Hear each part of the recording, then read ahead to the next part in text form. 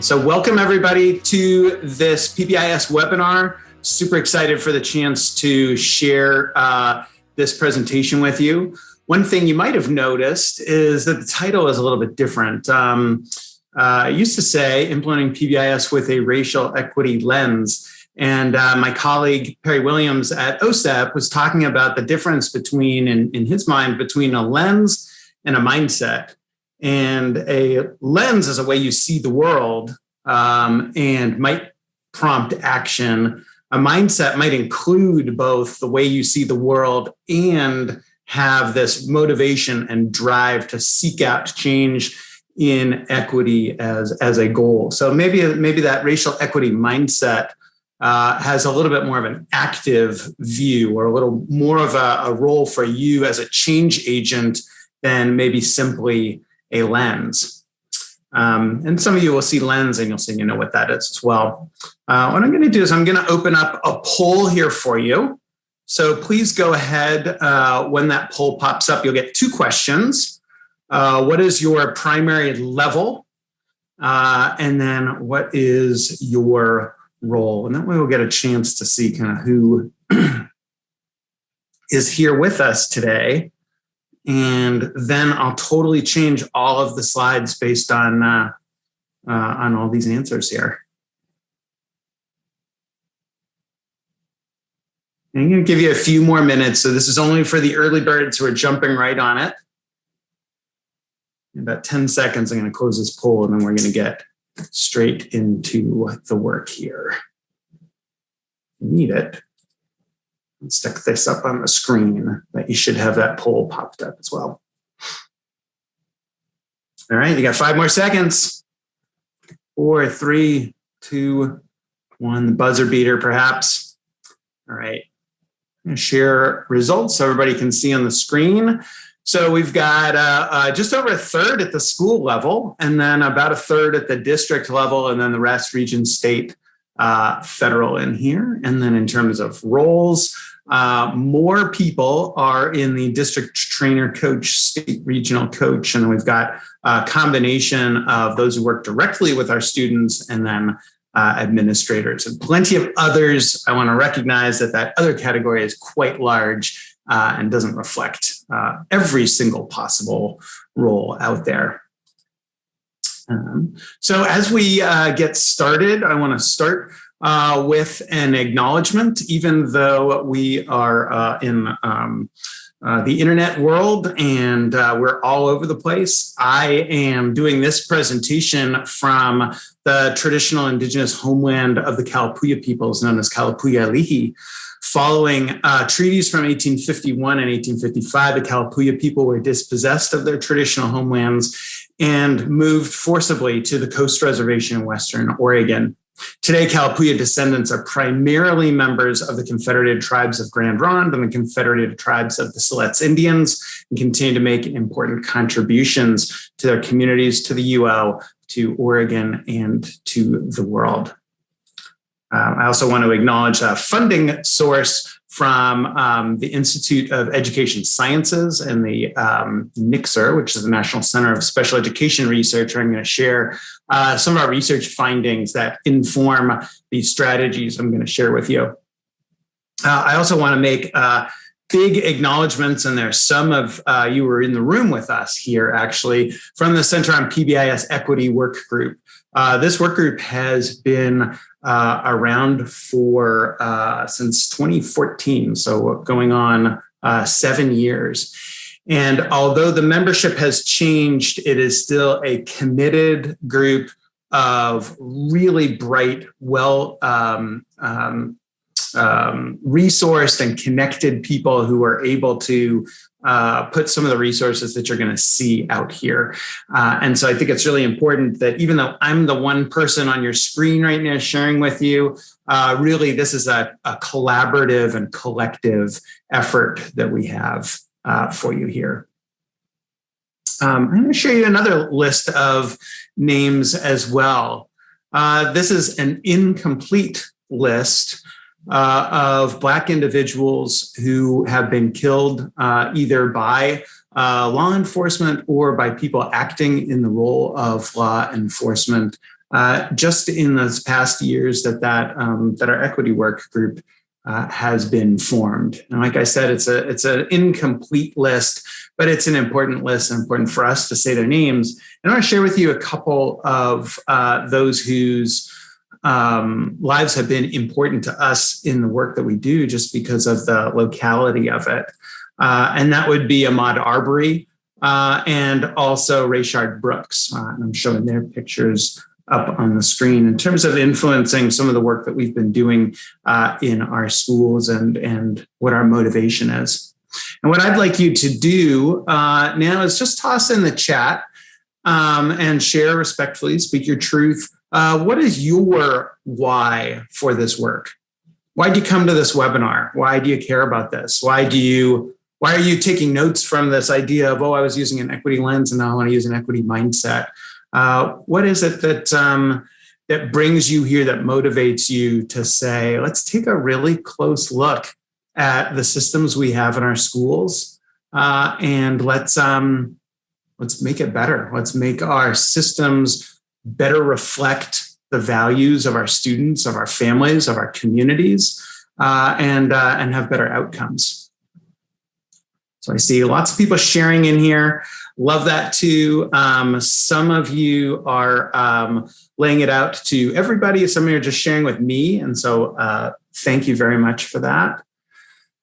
Some of this work is absolutely important. And everyone comes in with a different way, but we come in with the intention of helping, which is important to recognize, and also to recognize that sometimes our intentions are not enough to make a difference in these outcomes.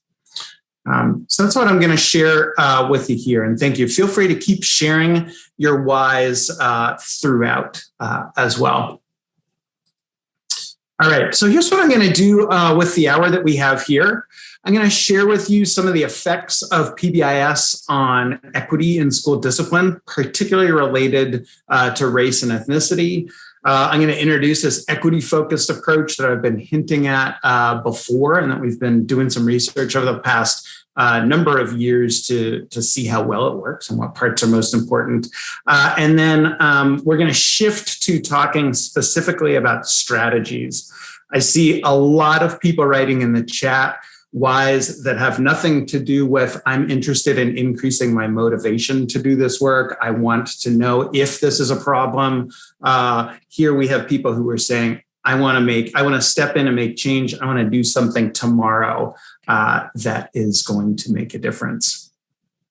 So I won't spend too much time, but I'm going to share with you, these are some of our more recent federal data. So you can see this is over 95,000 schools, almost every school, 98% of schools in the country.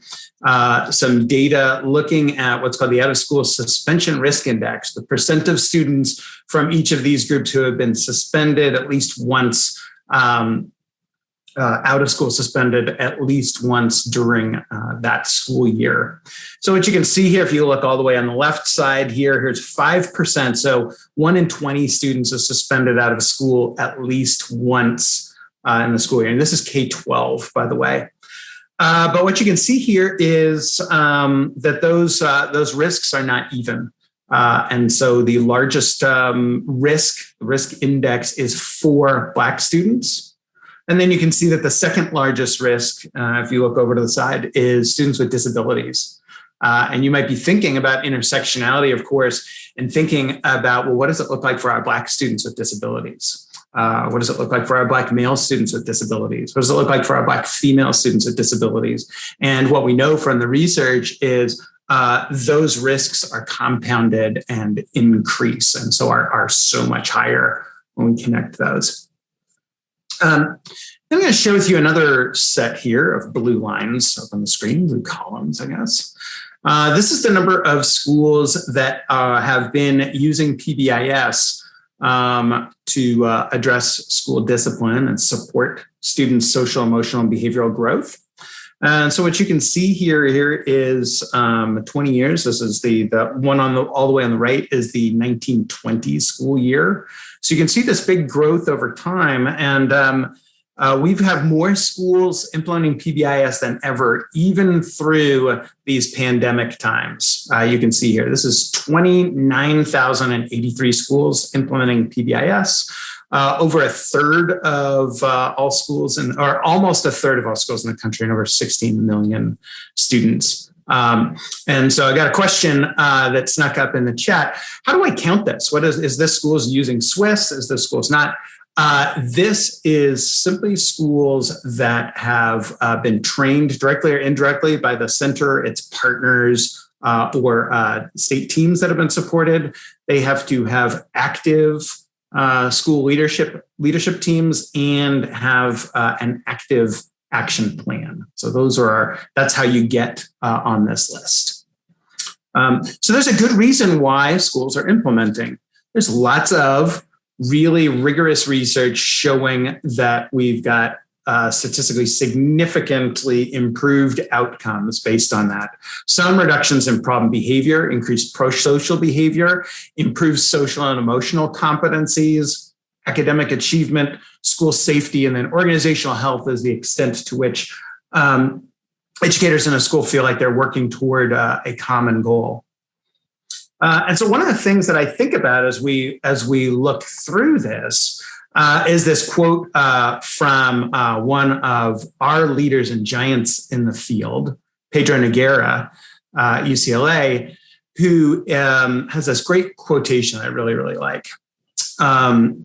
If you ran a hospital, but were only known for serving people who are healthy, well, then you wouldn't be a very good hospital. And I think that part is really important for us to acknowledge here, right? Okay. If you only helped those who were doing just fine, that wouldn't work particularly well. So one of the things that we want to ask is, if we go back here, do we see these work with us across all student groups or only for some student groups? And I did have a question here. This was, to what extent is this elementary schools, middle schools, high schools?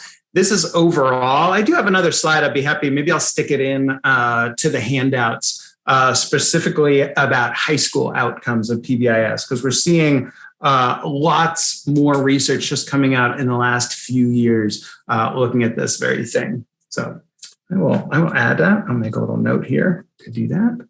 Okay. So here's a little question. This is a joke, but you can see it on the screen here. The question is, how inviting are schools for every student? Okay. And if you take a look on here, you can take a look. It says, welcome home of the dogs, but then there's the little policy sign saying no dogs. And so are these systems that we are intentionally creating, the positive school culture we're trying to cultivate, is that actually pushing some of our students out versus including students and having students be able to see themselves in school? So that's been something we've been really interested in. And so we took a look at our data, looking at the data that we collect and that our schools share with us in research sharing agreements, to see if there are any effects of PBIS on equity in school discipline. Because if you go around on social media or whatever, you might see people saying PBIS totally works for everybody. PBIS works despite differences. I'm not a big fan of anything like that. I think we have to problematize that. Or PBIS exacerbates disciplinary differences or racial equity differences. And so we wanted to look at that. If we were promoting something that made things worse, we would have to take a really cold, hard look at what we were doing. So here are the pictures here.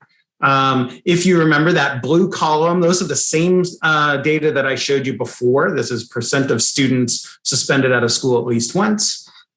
And then right next to it in the green columns are schools implementing PBIS with adequate fidelity of implementation. So using one of our validated free fidelity of implementation tools to show that they're implementing enough of the critical features to make a difference. And this is the same 2013-14 school year. And so what you could see, if you look on the left side, remember that 5%, 1 in 20, it's 4%. So still students being suspended, but 20% less. So that's a nice thing. But I think one of the things that you see across here is things look different. It's not just for some groups. And we would be really concerned, and that was some of the language, is if it was on just this side all the way on the right. So it only worked for white students and didn't make a difference for others. And so what you can see here is, if you look at the center of the screen, this 13% for Black students, 11%. So I look at that and I do not high five my colleagues and I do not celebrate that, but I say, it doesn't make things worse. It does seem to be making things better. And it works at least as a framework for doing even more. So that's where some of our colleagues have been looking at this idea of, are there parts of PBIS that are more important, these critical features or core practices of PBIS that are more related to racial equity in school discipline than others? And so two different teams using two different sets of data, two different fidelity of implementation measures, found that greater implementation in these areas were related to decreased racial disproportionality in either office discipline referrals or out-of-school suspensions. Number one, regular use of data for decision-making. Schools that use their data for decision-making more often and better have less disproportionality. Number two, implementation of classroom PBIS systems. So not just school-wide, not in the hallways and the cafeterias, but right in the classrooms. And then the third one, and this was a little bit of a surprise to us, although maybe it's not a surprise to you all, was the extent to which schools used formal reward systems or acknowledgement systems. That was across both samples. Different schools, different fidelity of implementation measures found that. So I look at that and I say, we've been spending a lot of time talking about the discipline gap.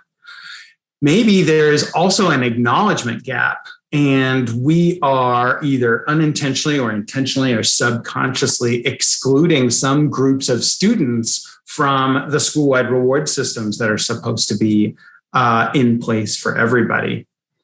Now I like to think about this a little bit. This is a little bit, I will have to say, this is a little bit of an age test. This is a picture of Alex Haley. Some of you, if you are of a certain age like me, you might know who Alex Haley is.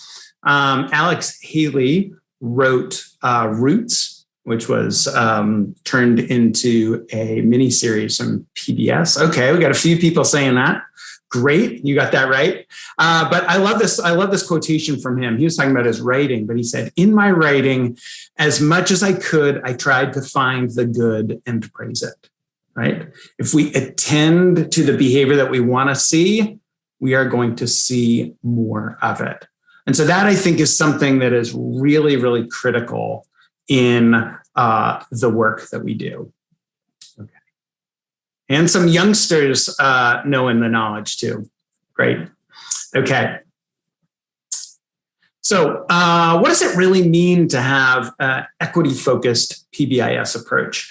Well, the Center on PBIS Equity Work Group put together a few briefs looking at this and then some guides along the way, and say if we're really, really focusing on equity in school discipline, we can try all sorts of things. We can try one thing that we think is going to work, but a much better approach than both of those is to say, let's identify what are our few best bets to really, really make a difference as we do it. So here, these come partially from research, partially from our experiences, and then we've been testing it over time. These 5 areas. Number one, collect, use, and report disaggregated discipline data. Don't assume that everybody is experiencing our systems the same way. implement a behavior framework that is instructional in nature, preventive, multi-tiered, and flexible enough to meet the needs of and values of our students, their families, and our communities. Using engaging academic instruction to reduce the opportunity, or what sometimes people call the achievement gap. Policies with accountability for equity and mechanisms that are built into the systems, and then teach strategies to neutralize implicit bias. So I'm going to spend, we could spend an hour just describing each one of these, but I'm going to spend most of the time here looking at this one right here. How do we change our PBIS systems, if those are the frameworks that you're using to have this equity mindset in it? And so this is what it looks like in terms of centering equity in the work that we do. Equity is not its own, in my view of it, equity is not its own circle. It's not its own thing. It actually permeates each one of these four elements of outcomes, data, systems, and practices. And when I look at this, I want to make sure, because it's easy enough just to slap equity on something and make it feel like, oh yeah, we can pat ourselves on the back and do it. I want to be able to describe to you all so you can describe to others what that really means. So I'm going to go through each one of these in turn. So in terms of outcomes, we want to hold, and the research shows, high expectations for each and every one of our students. And so one of the things that means is that we don't accept structural inequities for a reason for disparities in student outcomes, or excuses not to reach and teach every one of our students. Regarding data, we want to disaggregate all of our data by student group, and we also want to expand the data that we look at and analyze, not just fidelity of implementation office referrals, but thinking about how do we learn about student and family and community voice in informing our systems. In terms of practices, we want to think about either adapting the practices we have or implementing newer practices within our PBIS framework that match up with needs and values. And then down here, you want to think about supporting the educators who are doing the work, which is some of us here. Some of us are specifically supporting educators through equity-focused professional development. And so what you should be doing is you should look at me and say, those are nice words, but show me the data, show me the evidence that this is actually effective. Show me that why I should change my system to do that. I'm assuming that not all of you are in that boat, but you should be skeptical about it. The good news is we have lots of, in just the last few years, you can see in here, good evidence of this equity-focused PBIS approach. Either out or coming out or there soon. I'll share with you this last one here that you can see. This is effects of PBIS. Remember that out of school suspensions data that I was sharing with you before. This is from the state of Wisconsin. So, and if you don't know, the work of PBIS, the Wisconsin RTI Center has really been, these people have been absolute leaders in the work that we do. And I'll call out a few people: Andrell Davis, Mulaney Leverson, Kent Smith, who have been really guiding what it means to have this equity-focused work here. And actually, if you have Friday and Saturday off, you should look up the Black History Education Conference that Andrell Davis is running on Friday and Saturday. If you're watching this afterwards, sorry, you missed out the plug. Okay, so I'm going to share with you here. First thing I want you to do is look at, this is out of school suspensions. So this is the same risk index that we've been talking about all the way through. And I want you to first look at this red bar here. These are schools implementing PBIS, implementing a school-wide early reading model, and using this equity focus through some cultural responsive institute. Look at that. Okay, Ken Smith has shared the link right there. Thank you. So what you can see is for all students here, this red line, 10%, about 11% dropped to about 4%. So that's nice to see. But take a look at this here for Black students, 16% down to 6%. So not only did it decrease, but actually that gap decreased as well. And you can see here also students with disabilities from 16% to 8%. So cut in half, although even though it's cut in half, we don't see that gap actually narrowing. So that is something that we want to be able to attend to our data and see what we need to do to support different kinds of equity as well as racial and ethnic equity. So there are lots of really good ways to look at that evaluation data, but some of the scientists in the room who are steeped in the sort of empirical positivist approach would say we also want to have evidence of that the things that we do can work in tightly controlled research. So that comes from a project that we have been working on, and I have been had the honor to lead, called Project React. It came, as I was describing before, from the National Center of Special Education Research, and just great support from them pushing this work forward in terms of equity. Aim is we're going to build out what this intervention really, really looks like, specific strategies and also content and delivery approaches. And the intervention looks like, as I was describing before, assess our data to identify root causes, implement culturally responsive behavior support strategies, and then provide training and strategies to reduce implicit bias, or teach about that. Lots of great people doing this work who are showing up on the screen, lots of really, really good contributions broadly. All right. So I'm going to share with you a little bit of outcomes here. And I see a couple of people asking about, what about other kinds of exclusion, not just out of school suspension? So I'm going to share with you effects on office discipline referrals here. And what you'll see here is what we did is a randomized control trial. So what that means is half of the schools, everybody signed up, half of the schools got it last year, half of the schools are getting it this year.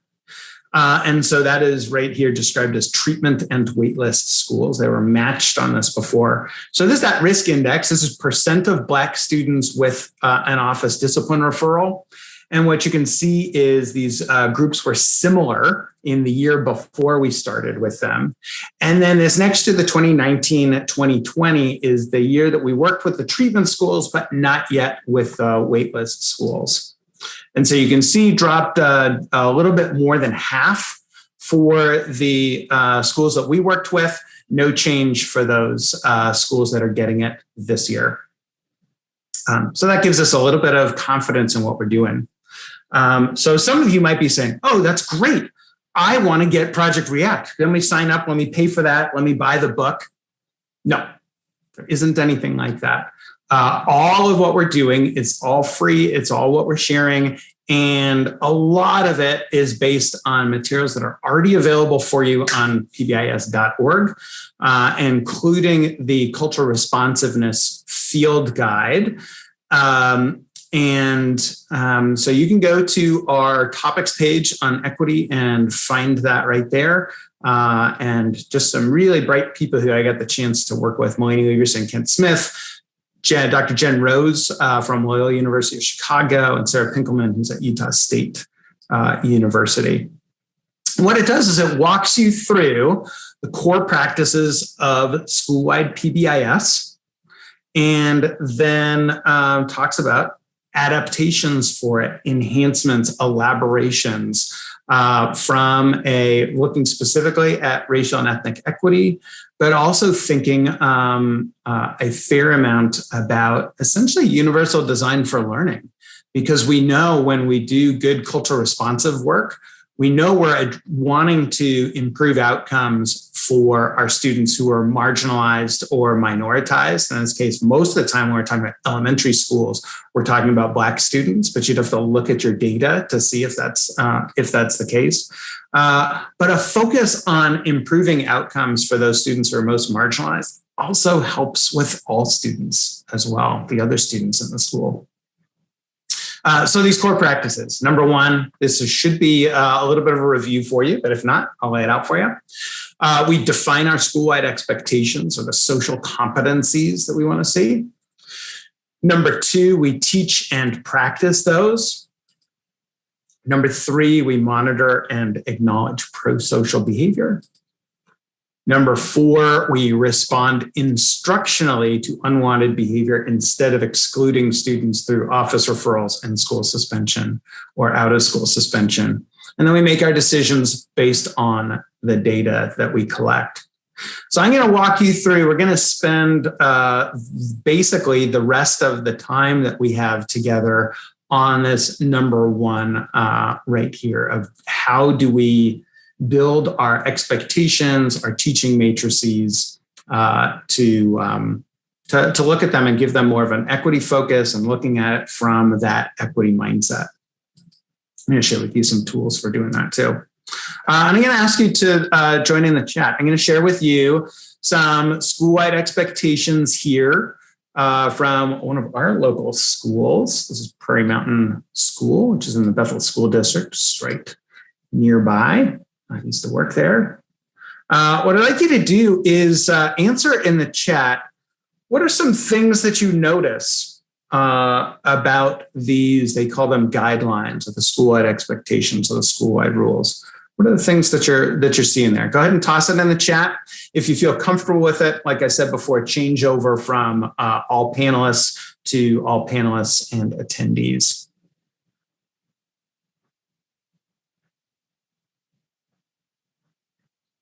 All right, so the most obvious one that you see here is that it's in multiple languages, right? It's in the two most common languages there.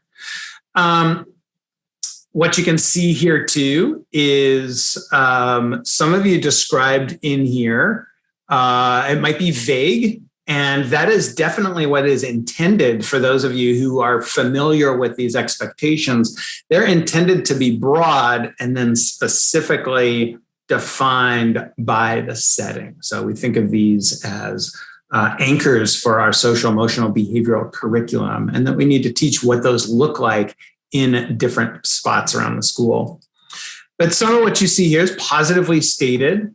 They're collective. So I'm seeing a point in here of somebody saying collective, meaning you can see here that instead of saying be safe, be respectful, do your personal best, what we've got here is it says something about our community, that we are community oriented, and that the expectations for student behavior also align with expectations for adult behavior as well, so that it doesn't apply just to students, it applies to us too. All right. But I'm seeing a few other points in here. Well, do you think that posting these signs is going to be enough? Definitely not. Absolutely. So what are some tools that we can use to look at these here, improve our outcomes, and make our systems look a little bit better? So instead of just saying, let's look at it and do better, all of these here are adaptations that you can use to improve this one area of defining. And if you see a page number on there, that page number is related to the cultural responsiveness field guide that I was describing that you can find on there. And I'm going to go through two of them in detail here. So I'm going to talk about, give you a tool for looking at your expectations and matrices, and then some ways to get student input into those. Not just for number one, but also them throughout. So this is something that we do. We do this primarily with school teams, not necessarily with all staff, but you certainly could do that. So what I'm going to ask you to do is I'm going to ask you to put in chat here, thinking about that, the expectations that we had before, but then also a school-wide teaching matrix. So that is where we define our expectations, what they look like in the cafeteria, what they look like in the hallways, what they look like in the classroom. So go ahead and answer in chat here. what are the reasons why we do that? Why do we provide multiple positive examples specifically of what does it look like to act in line with our values of these expectations across? Let's see a few things. Look at that, common language for adults. Yeah, sometimes we look at it, sometimes people think like, oh yeah, this teaching matrix is for students. I totally disagree. The teaching matrix is for us as adults in the building to get onto the same page. And it is a teaching tool for us. So what I really like about that, you're saying there's consistency, calibration of staff. Oh, I love this. Clear is kind, right? Great. We have clear, measurable expectations. Students need to see explicit examples, right? So we had this question here. Somebody just put earlier, just personal best. Well, what does personal best mean? Personal best could be supportive, or it could be vague, or it could introduce students to an unrealistic standard, whatever that is, right? So it'd be, and so what we've got here is a way for us to be able to describe what it looks like and what it sounds like. Great. So I'll lay out a few ideas, but I think you've got there.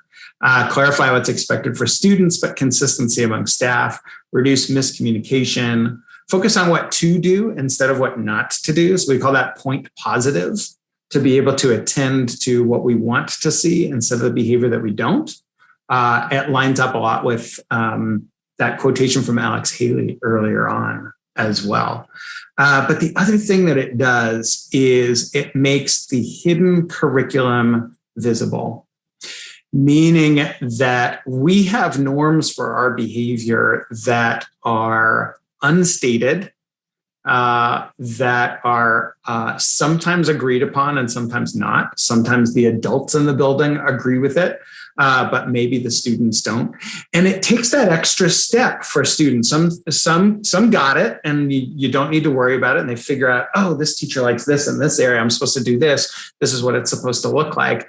But for others, and sometimes for our students with disabilities, might need more explicit movement from that hidden curriculum. That sort of like, oh, I just did something that was wrong and everybody looked around at me weird, and more like says it out there. So I love this quotation from one of my favorite teachers, Anita Archer, where she says, if we assume that students know what is expected of them, then we are committing what is called assume-icide. Okay, so we are committing assume-icide by making an assumption. We're sort of inviting behavior that we don't want to see by not laying it out what we do want to see instead. And so sometimes we might actually get what we might call problem behavior or unwanted behavior just because we weren't clear about it, right? There's a little picture here. These Japanese snow monkeys. I did not slap you, I high-fived your face. Okay, so Trisha's saying this out here. What respect means to me might be different for my students. Giving explicit examples helps us understand. I've been thinking a lot about this term respect and how incredibly complex this is. I mean, almost every elementary school implementing PBIS has respect as one of the things, one of their school-wide expectations.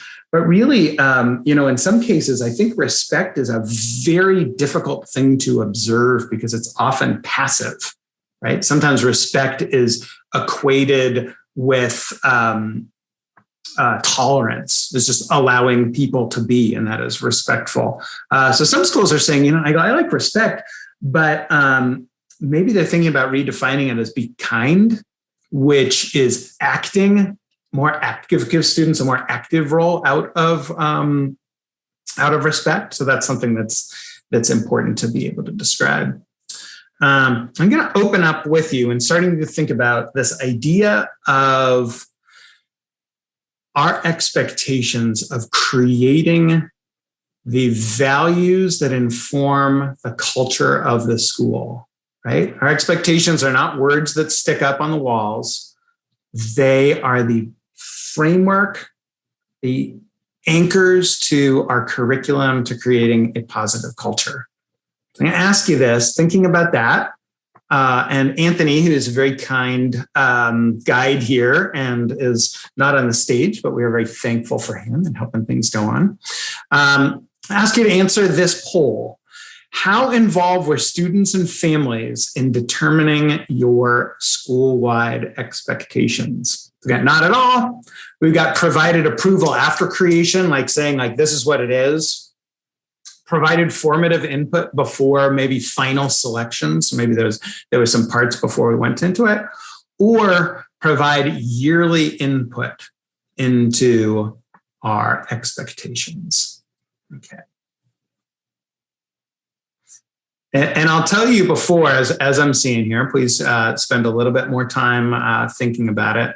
I'm going to guess that maybe the group that's in this room might skew a little bit more toward those bottom three on here, but that the vast majority would be in the not at all zone. All right. So if you have geared up your last second half court shot, then you need it in 5, 4, 3, 2, 1. Okay. So here we are. We've got just at the very last moment, provide approval after creation, which, you know, we can argue about what that means or what that is. But the vast majority in that either not at all or afterwards, approval and afterthought. And I think it's useful for us to think about that and say, are we leaving some expertise on the table, right?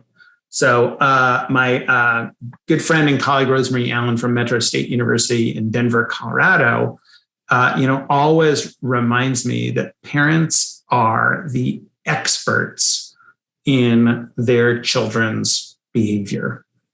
And so if we're leaving them out, then we're leaving all of these experts out of the work that we do.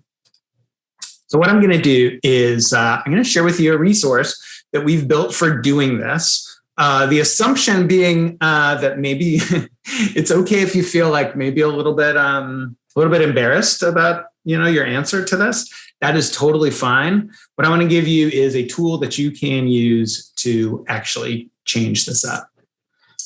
So we call it the Expectations and Matrix Review. There was an original version in the Cultural Responsiveness Field Guide. So if you go to Appendix D, you find it in there.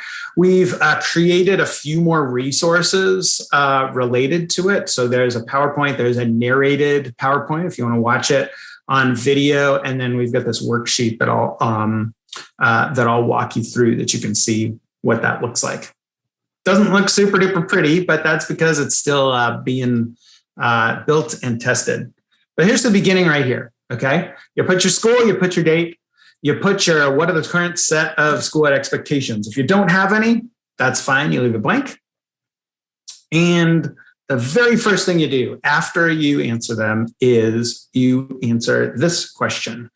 When and how were they developed? Who was at the table? And then obviously the inference is also who was not at the table and who provided input. So you've already answered some of that before. But what I'm going to argue is that the way that we most commonly build these anchors for our social curriculum is that an administrator picks 2 or 3 people here, and then they go to a 2-day training.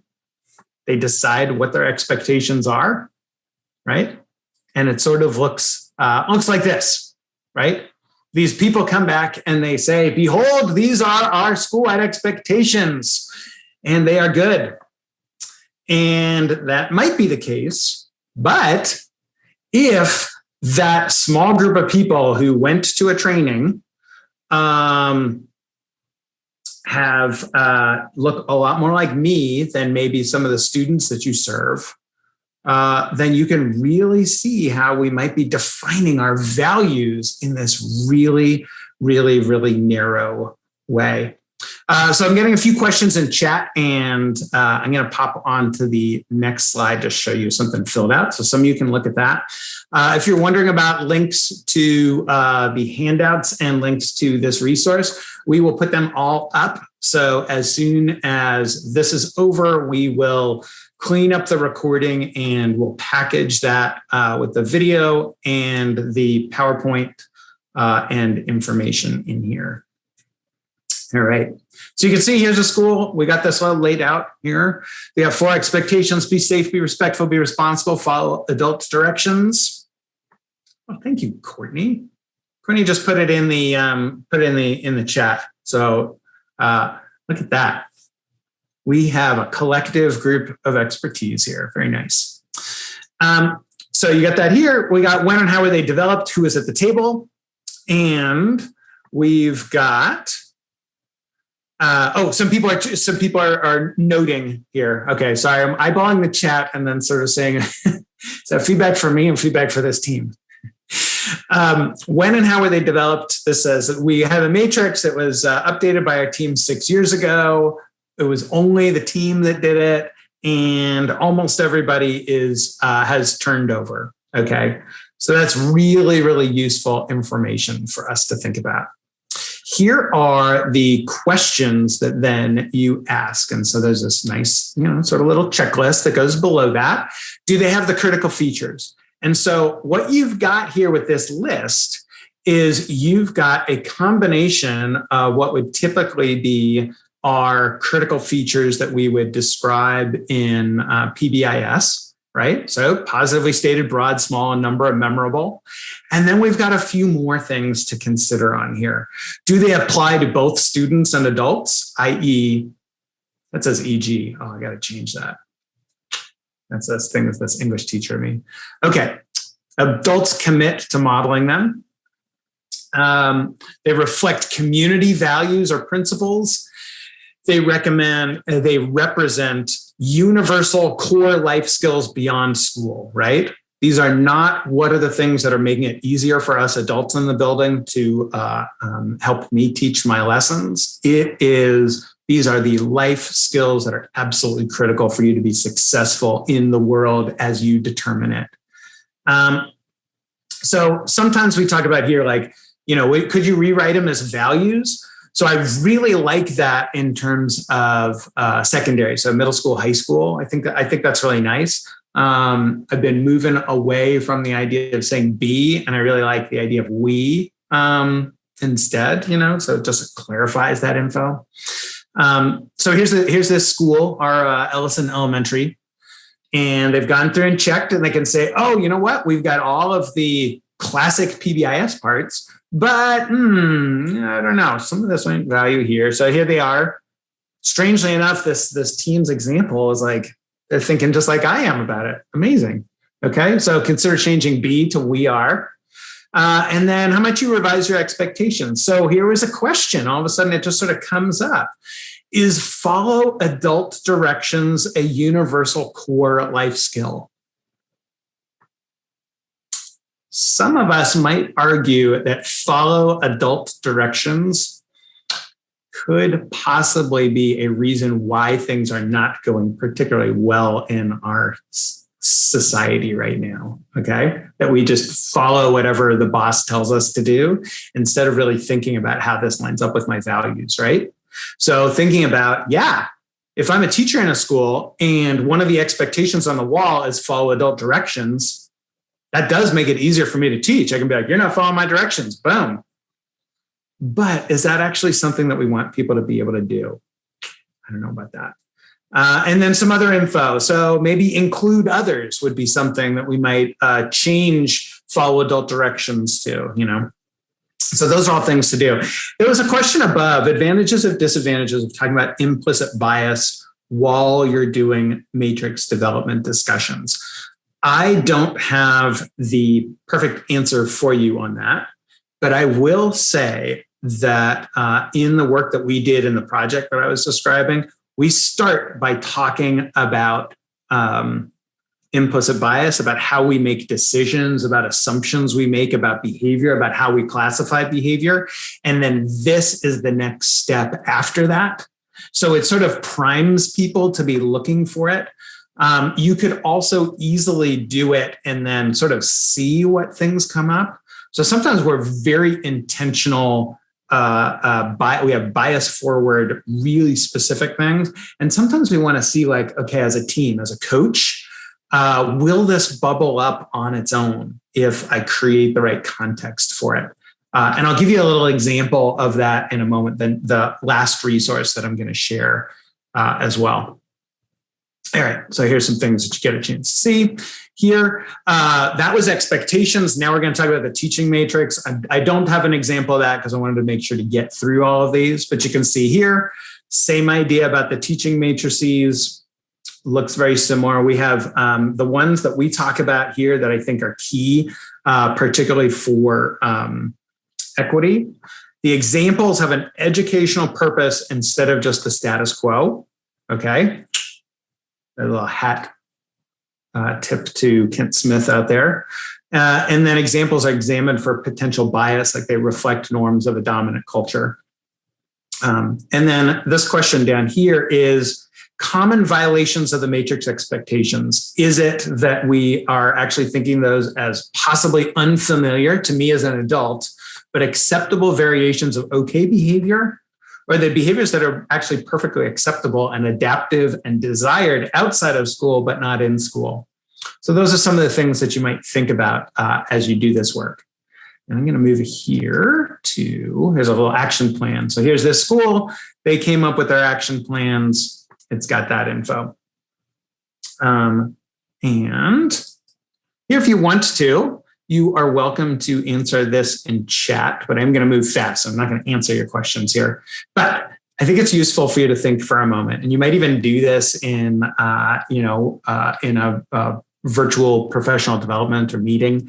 Ask people to do this activity and write out, how do you think your students would describe what your behavior support systems are? Sometimes they're going to say positive. Sometimes they're going to say supportive. Sometimes they're going to say fair. And sometimes they're not. Okay. So if that's the case, I really like this quotation. I have no idea who I stole it from, but I stole it from somebody way back in the day. Nothing about us without us. And remember, all of our Schoolwide PBIS systems are for our students. So why wouldn't we give an active role for them in the work? So I'm going to share with you, whoa, I'm going too far fast and too quickly, but I also know I only have a few minutes left. I'm going to share with you a way to get student input. It's not the only one, but we have these surveys called the Stakeholder Input and Satisfaction Surveys. We have a student version. We actually have a primary and a secondary version.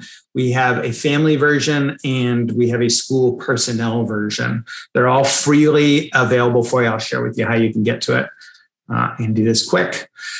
So here is a paper version of it. So the first thing that you can see is they're anonymous.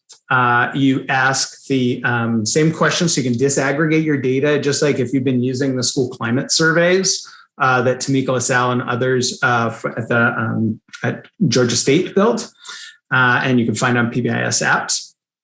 So you can disaggregate all of these data. But what you can get is questions. And what I really like about this, as opposed to the school climate survey, which is absolutely important for understanding outcomes, this one's much more of a formative input version of it. So there's some yes/no questions, and then there's a lot of open-ended ones.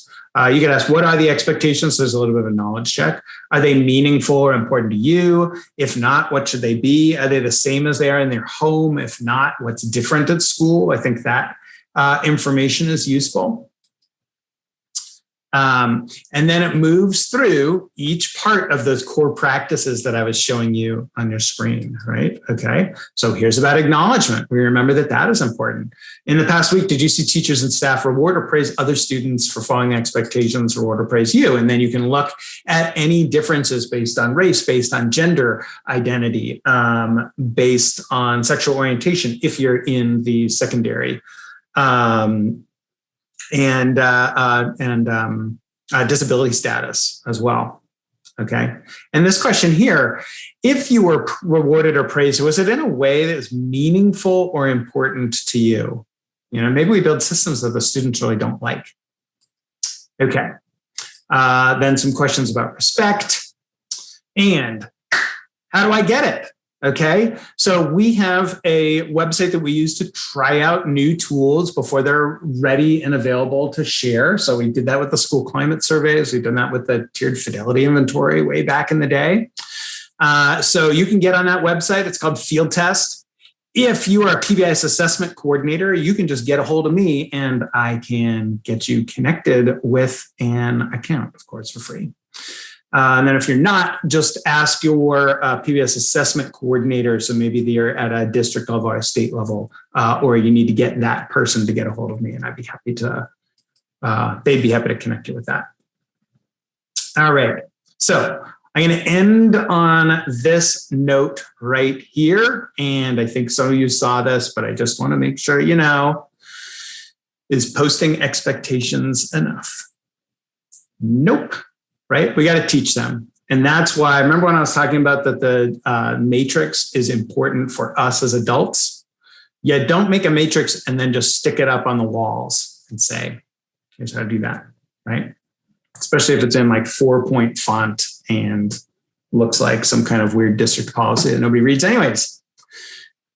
So if you want to know about more of those, go to PBIS.org, go to the topics page on equity, and you can go find the cultural responsiveness field guide.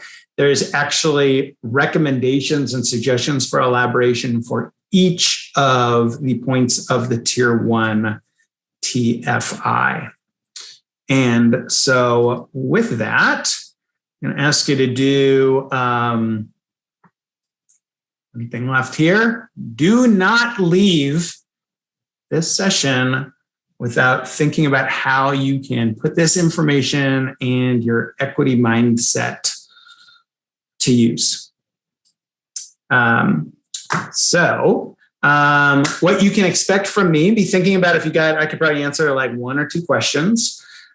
We will make the video, we will make the slides, and we will make the resources that I shared with you available on PBIS.org. It takes a little while for us to clean up the video and make it look good and get rid of my, blemishes and stuff like that, make me look really pretty. And we don't really do that if you didn't figure that out. And I thank you for the work that you've been doing. I thank you for your attention here. If you got a couple questions, I can stick around to answer them.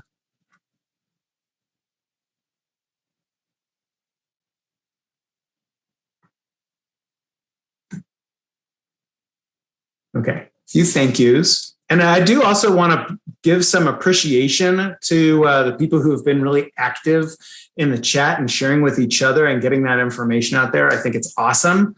Very, very cool. Lots of good people out there. Many of you could easily have done this or this presentation far better than I could have. So thank you for your time. Absolutely appreciate it. And good luck with what you do. Our systems can be used to support our students, or our systems can be used to continue the oppressive systems we have out there. And taking those first steps can be challenging, but there's a bunch of ways of entry that you can get into that are maybe not as scary as they sound. And asking our students and being able to share quotations from students from the results of the survey, I think are a really, really particularly helpful thing to do. So I thank you. I thank you for your time. Best wishes and good luck out there. There are more in the webinar series. So if you are thinking about looking at these, I know there's a great one on creating a culture of wellness for all that was done before, and that should be up and available on PBIS.org. Thank you, everybody.